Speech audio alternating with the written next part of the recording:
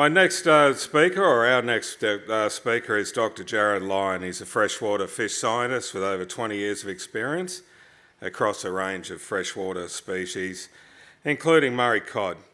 He's the manager of the Applied Aquatic Ecology section at Arthur Rylah Institute. He is a keen fisherman and outdoorsman. He's a local boy. He's come from northeast Victoria. Jarod is talking about the 10inTEN initiative. It's a multi-department, multi-government initiative focused on recovering some of our most endangered fish species in Victoria. Welcome, Jarod. Thanks, Gus. Just before I got up here, someone texted me and said I need to start with a joke to wake everyone up after Duncan's talk. So just to be topical, I've got a carp one. It goes, one of the other ways we're looking at controlling carp, as well as the carp virus and all the other things we're doing, is building a very large boat, almost like an ark, I suppose you'd call it. And it would be sort of many levels, like a big cruise ship. And we're going to put them in it and ship them back off to Europe. It's a multi-level carp ark. Yeah, thank you. Oh.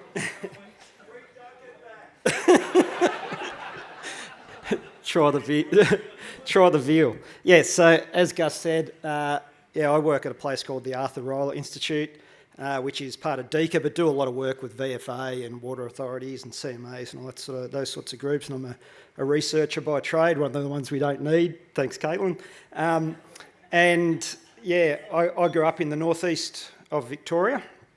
I'm an outdoors person, I suppose, and I thought I'd start with my favourite picture of me with a Murray cod. This is me and my kids up on the Midder, and we love going camping all over Australia and northeast Victoria.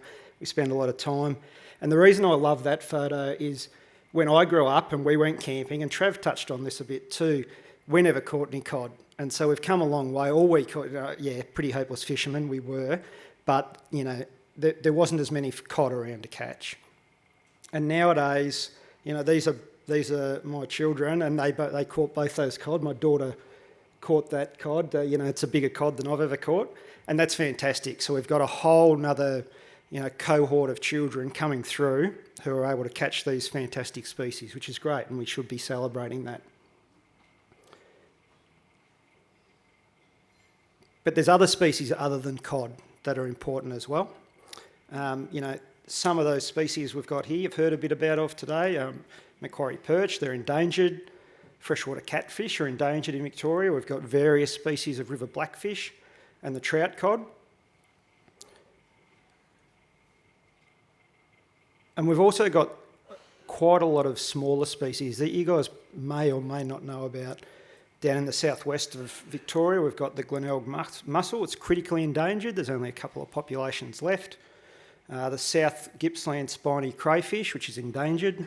It's only in a few spots down in the back of the South Gippsland Hills. Purple spotted gudgeon, Murray hardyhead. And these are big issues when you've got critically endangered animals. No one wants them to go extinct. And these are issues not just at a state level, but some of these species, this was in the paper earlier this year, they're nationally important. So, of all the species in Australia, we've got an article in the page about a fish species that lives in Victoria becoming the first animal to become extinct under tenure plebiscite watch. So that's a big thing. No one wants that to happen. So I guess I was thinking a bit while I was writing this talk about why anglers would care about that. And, I'm an angler, and these are some of the things that I care about and some of the things I think will relate with most of you guys. Most anglers are conservationists at heart. Like, we spend time outdoors, we camp, we fish, we might hunt. We like being in the outdoors, we relate to nature. It's how we relate to nature. I think supporting conservation builds our collective social licence as anglers. And increasingly, we've got a brave new world. Increasingly, having social licence to continue the sport that we love is really important, and being able to demonstrate that's important. And so, we heard from Caitlin, some of the things Ozfish are doing are in that space as well. They're really important to demonstrate that as well as sort of being out there fishing, that we care for the environment as well. For some of the larger bodied species, there's the long-term goal that we might be able to catch them again. So Macquarie perch, trout cod, catties. There might be a time where we can have a take fishery for those animals. I guess as fisheries managers and fisheries researchers, our job would be done if we got to a period where some of these species they could sustain a take. And for the smaller ones, even though we might not interact with them much, we just don't want to lose these species. They're intrinsically important. They're unique to our environments in Australia, and there's a whole other range of people that aren't in this room and don't fish that appreciate those animals for just their intrinsic value of being part of nature. So what I wanted to talk to you a bit about today was conservation stocking and some of the work that VFA, DEECA, Arthur Rylah Institute, CMAs, a range of different partners are doing to try and reverse that trend where we're seeing fish and other aquatic animals head closer and closer to extinction. So with VFA, we've developed this program called 10inTEN, and what we're doing is we're talking about taking 10 species and moving them one step further away from extinction in 10 years. Now, they might not all be fish species. We've got a couple of crayfish and a couple of mussels. We've actually got more than 10, but 27 in 10 doesn't sound as good. And what we're trying to do is say something's critically endangered now. In 10 years' time, we want to create new populations so that thing might be endangered. 10 years after that, we want to have more populations. We might be vulnerable. So over time, we're shifting that risk of something being right to that tipping point of no longer existing, and bringing it back to being persisting into the future. Some of you might have seen what's been going on up at Snobs Creek with the conservation hatchery. Duncan actually led the build on this and did a great job. We had a limited budget, but we've just built this bespoke hatchery up at Snobs Creek that fits in really well with this idea of conservation and using stocking for conservation purposes. So there's going to be on the back of this the new trout cod Macquarie perch centre, and these programs are really looking, as well as the angling values, the conservation values as well, and they go hand in hand.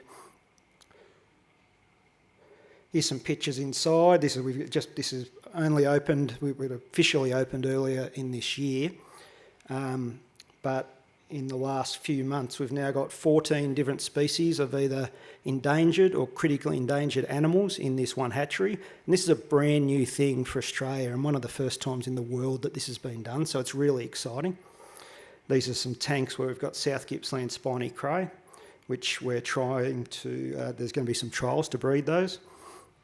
This is inside the hatchery, some larger tanks, so we've got some blackfish moved in there, as well as another 4 or 5 species. And so far, there's 28 species that we could be working on. Obviously you can't do all 28 at once. We've maxed out, I think, at about 14 there at once.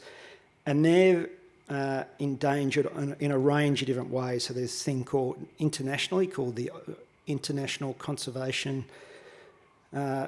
Union for the Conservation of Nature. They have this thing called the Red List, which things they're really worried about. We've got a heap of species on those. Flora and Fauna Guarantee Act at a state level, or the EPBC Act at a federal level. And we've got species that are on all of those lists, and we're holding them in Snobs Creek. We're going to talk about a few of the ones that you guys might be more familiar with, and then I'll finish off on a few of the less well-known ones. So obviously trout cod, or blue nose, they've come a long way in the last 20 years, a long way to go. If you have a look here, that light shaded area is the historical range of trout cod.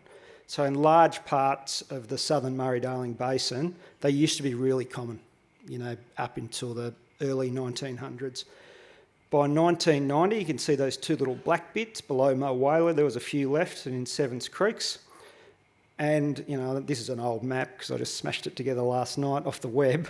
But, we've expanded the range of these species so that in areas like the Ovens, the Goulburn, down below Macquarie, down past Echuca now, and the Murrumbidgee, we've got populations of these species spreading out and growing. They're moving up into the Kiwar so that people are starting to interact with them again. I grew up on the Quayward, the lower Quayward, never heard of a trout cod. My mates are ringing me now saying, we're catching this thing, we're thinking it's a trout cod, all the way up to Toowoomba. They're catching trout cod that haven't been stocked. They're moving in there from other areas, so the population's expanding. It's fantastic. Blackfish, people might know them as greasies. This is a big one. This one's from the Jellybrand River.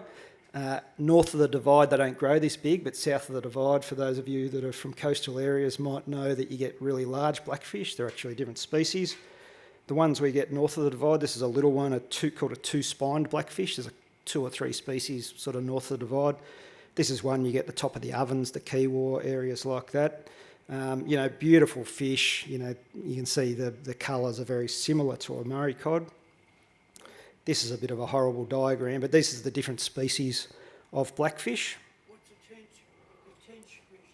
Now, tench is an introduced fish from Europe. I have seen some. Yep, no, they're still around. There's a heap up in the lake around Beechworth. Are they noxious? Noxious. Yep, that's right. The blackfish, the blackfish are struggling everywhere. There used to be a lot more blackfish, but the one we're really worried about, if I can work out how to use this, is there's this population of this species that comes off the back of the Otways that are in real trouble, and they're probably going to be endangered or critically endangered, and a really important thing for the conservation hatchery to look at. Macquarie perch, we've talked a bit about. This is a schooling species. That bottom picture, so what they do is they'll move up into the gravel areas of rivers during spring, and they'll spawn en masse. And so, that causes trouble when you get a heap of fish together. 100 years ago, of course, they just got smashed or they got stuck below Tam Weirs. There's not many of them anymore. This was in a tributary of Dartmouth Dam. Fantastic fish, one of my favourite fish. This is just for the Victorian section of the Murray-Darling Basin. The grey area is where they used to be. By the late 60s, they were only left in a few tiny little areas at the top of catchments. And we're now seeing through stockings and translocations, we're seeing this fish coming back. We've got them breeding in the Ovens River, starting to move into the Kiwar River, and we're looking at stocking programs into the Goulburn River as well. And obviously, as the weight of numbers of fish come out of new hatcheries, like the new building up at Snobs Creek, we'll be able to exert more pressure on those rivers, get more fish in there, and get them to a stage where they can self-sustain.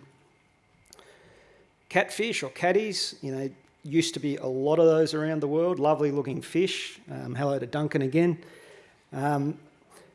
So catfish make nests. Some of you may or may not have seen nests. One of the big problems catfish have are carp.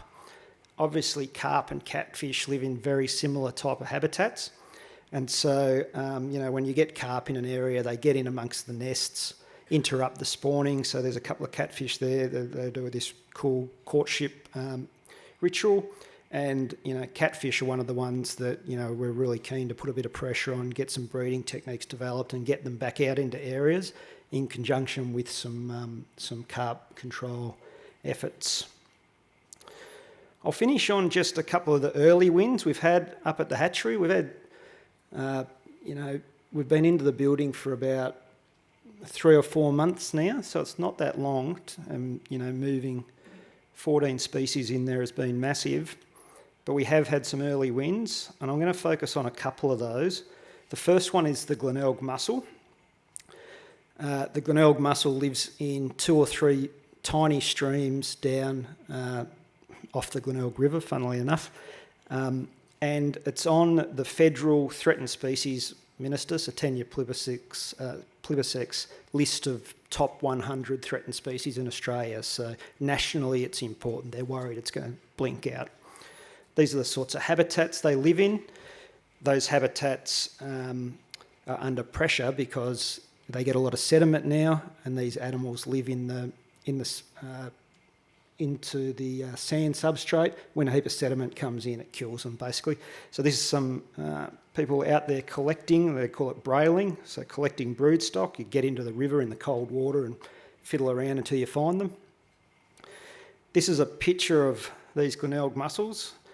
You can see that little white tube coming out. That's a strand of what's called Glaucidia. And I'm using this one because I think this life history is cool, so that's why I'm putting this species up. They'll stick that strand up. That little strand's probably got several thousand baby mussels in it, and it will wave that strand around in the water.